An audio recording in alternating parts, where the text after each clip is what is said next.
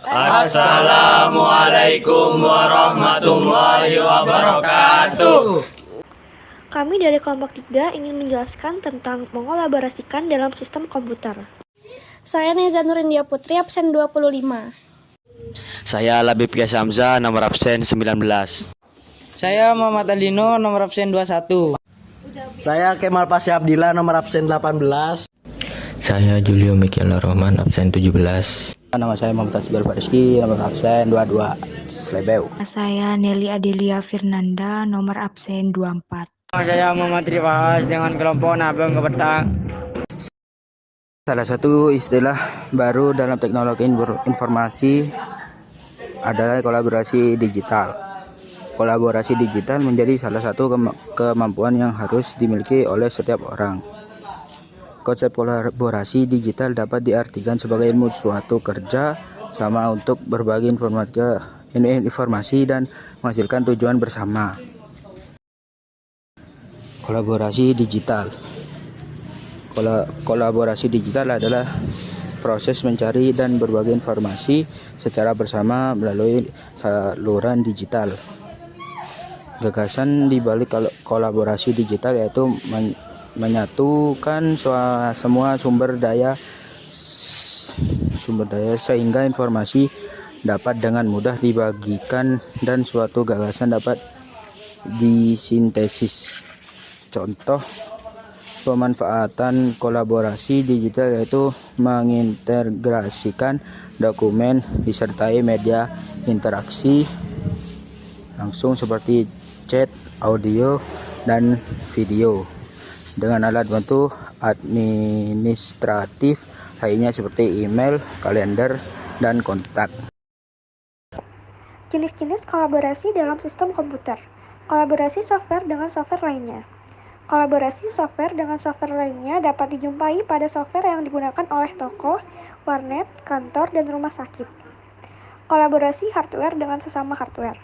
Contoh interaksi hardware dengan sesama hardware adalah saat kita mencolokkan sebuah perangkat keras ke perangkat keras lain. Contoh lainnya adalah saat Anda mengambil foto menggunakan webcam yang ada pada komputer, kemudian hasilnya dicetak menggunakan printer. Interaksi software dengan hardware. Interaksi antar MUC hardware dan software sedikit lebih rumit karena software harus dirancang dan dibuat agar dapat mengenali atau dikenal oleh hardware. Driver pada komputer merupakan komponen sistem software yang berfungsi sebagai perangkat komunikasi antar sistem operasi dan hardware. Yang ketiga, manfaat ilmu kolaborasi komputer untuk masyarakat. Berikut beberapa manfaat ilmu kolaborasi komputer untuk masyarakat. 1. Mempercepat kemajuan kesehatan. Perawatan kesehatan cenderung menjadi prioritas yang tinggi ketika Anda mempertimbangkan cara untuk meningkatkan kehidupan pada masyarakat. Yang kedua, perkembangan pendidikan yang lebih modern. Platform dan aplikasi e-learning memberi siswa alat baru untuk memecahkan masalah dan belajar, yang telah mengubah dunia pendidikan. Yang ketiga, memperluas komunikasi. Kontribusi terbesar ilmu komputer yang telah dibuat adalah bidang komunikasi. Ilmu komputer telah membuat dunia menjadi tempat yang mudah dijangkau. Yang keempat, memprediksi dan menghindari bencana. Penerapan ilmu komputer untuk memprediksi bencana memiliki dampak besar pada dunia. Dengan teknologi ini, sekarang manusia dapat mengantisipasi bencana. 4. Perangkat lunak yang digunakan untuk melakukan kolaborasi. Banyak bermunculan perangkat lunak atau platform yang dapat digunakan sebagai media untuk melakukan kolaborasi. Di antaranya sebagai berikut. A. Aplikasi rapat online. Aplikasi rapat online umumnya dapat berjalan di berbagai perangkat, termasuk komputer pribadi, telepon seluler, atau berbasis web yang diakses melalui internet. Contohnya Zoom, Google Meet, Cisco, Webex, Skype, dan lain-lain. B. Aplikasi pengirim pesan atau instant manager. Pesan-pesan ini dapat dikirim melalui obrolan grup atau secara langsung dalam tim. Untuk menampung pesan-pesan yang akan dikirimkan, kita membutuhkan sebuah perangkat atau platform. Sistem operasi. Sistem operasi merupakan perangkat lunak yang bertugas menyediakan layanan umum dan digunakan untuk mengelola perangkat keras seperti Microsoft, Windows, Android, iOS, dan lain-lain. Komputer merupakan perangkat keras. Anda perlu menginstal sistem operasi agar dapat mengoperasikan seluruh perangkat keras yang terhubung. Sistem operasi memiliki beberapa fungsi antara lain yaitu mengendalikan input dan output, mengelola perangkat keras dan perangkat tambahan, mengelola prosesor agar dapat melakukan beberapa pekerjaan sekaligus dengan pengaturan memori, dan menangani interupsi dan kesalahan tanpa harus menunggu respon dari pengguna, dan lain-lain. Multitasking adalah pengolahan program secara bersamaan dalam satu waktu yang diatur oleh CPU, tetapi dilakukan dengan penjadwalan. Misalnya, Anda mengetik sambil mendengarkan lagu di komputer.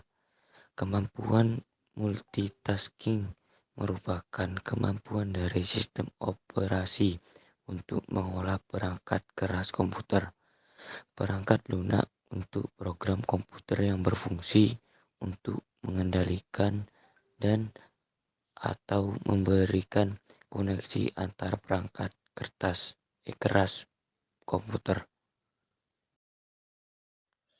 3. Cara komputer bekerja. Tujuan setiap komputer adalah melakukan beberapa bentuk pemrosesan data. A. Cara kerja CPU menjalankan instruksi program. 1. Memori. Memori adalah urutan bit yang dinomeri atau seperti sel dengan masing-masing berisi sepotong kecil informasi. Sel dapat berisi data yang diperlukan komputer untuk melakukan suatu perintah. 2. Proses. CPU atau Central Processing Unit berperan dalam memproses perintah yang diberikan oleh pengguna yang mengolah bersama data-data ada di komputer. Perangkat pemrosesan akan berkomunikasi dengan peranti input, output, dan storak untuk melaksanakan instruksi yang saling berkait. 3. Input dan output. Input dan output memungkinkan komputer mendapatkan informasi dari dunia luar yang menaruh hasil kerjanya dalam bentuk fisik atau hard copy atau non-fisik soft copy. 4. Yaitu instruksi. Instruksi dalam komputer diwakili oleh nomor atau kode untuk menyalin data-data tertentu. Mesin konseptual sederhana. CPU berfungsi seperti kalkulator, hanya saja CPU jauh lebih kompleks prosesnya dari instruksi yang diberikan. Di dalam CPU terdapat berbagai bagian dengan fungsi yang berbeda, namun saling berkaitan. Di antaranya power supply, motherboard, media penyimpanan, dan lain-lain. Yang pertama, komponen dalam CPU. Register adalah salah satu elemen kunci yang ada di dalam CPU yang bertujuan menyimpan operan, instruksi, atau program yang berhubungan. Yang B, kontrol unit berfungsi mengendalikan seluruh peranti dalam sistem komputer. C, arithmetic logic. Unit berperan dalam melakukan berbagai operasi perhitungan dan operasi perbandingan. Komponen ALU lebih berfokus pada fungsi dasar operasi aritmetika dan fungsi logika. Cara kerja CPU secara aritmatika dan logika. Cara kerja CPU dipisahkan berdasarkan urutannya. Urutannya diawali dengan perintah, maka input ditampung oleh kontrol unit di program storage. Selanjutnya diteruskan oleh kontrol unit ke register. Setelah siap, kontrol unit akan mengambil perintah dari program storage untuk ditampung di instruction register. Alamat memori yang berisikan perintah ditampung di program counter. Kontrol unit akan mengambil data dari working stroke untuk ditampung di general purpose register atau di operand register. Ketika berupa aritmatika dan logika, maka perintah diambil alih oleh ALU. Selanjutnya, ALU melakukan pengolahan dan hasilnya ditampung di akumulator. Setelah selesai, kontrol unit mengambil hasil pengolahan untuk ditampung di working stroke. Setelah itu, ditampung kembali ke output stroke lalu ditampilkan di output device.